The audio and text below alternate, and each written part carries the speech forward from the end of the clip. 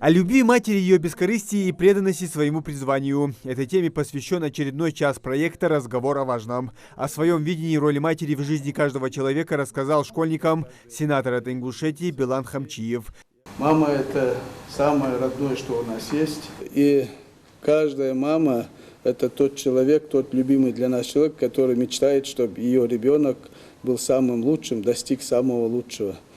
Я также хочу вам пожелать, чтобы вы радовали своих матерей. Это когда вы любите, когда вы делаете добро и служите своей маме. Это самый близкий путь к Всевышнему. И путь в рай это под ногами своих матерей. Я очень рад нашей встрече и желаю вам удачи. Пусть Всевышний вас хранит, пусть вы все, что можете, делаете для своей матери. Мы всегда должны помнить не только в этот день, когда праздник он, а каждый день, каждый час. Дал мяшлил долж. Радуйте своих матерей. Дал эту Бог. Пусть мечты ваших матерей сбудутся. Далее встреча перешла в формат «Вопрос-ответ». Хоть и к тематике это не относится, дети спрашивают, какой был жизненный путь сенатора, с чего он начинал свою богатую трудовую деятельность. Я с детства, как закончил школу, так же, как и вы, уехал в Кировскую область, там окончил институт и, начиная с рядового специалиста, дошел в нашей республике до председателя правительства Республики Ингушетия. Потом я работал в федеральных министерствах замминистром и сельского хозяйства, и региональной политики. И вот последние 15 лет уже, будучи два созыва, был депутатом Госдумы, а теперь второй созыв сенатор от Республики Ингушетия.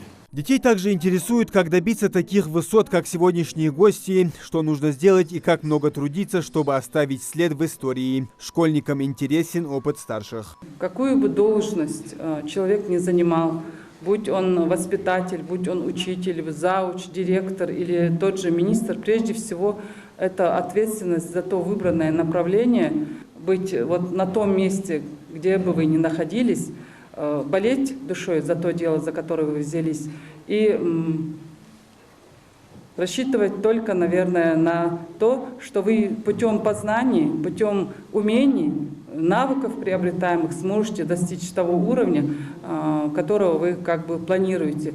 Цель проекта – разговор о важном формировании у детей любви к родине, гордости за свою страну и привитие патриотических чувств. На занятия приглашают известных людей, личности, которые стали специалистами в своей профессии. На этом занятии организаторы воспитывают у детей чувство благодарности матерям.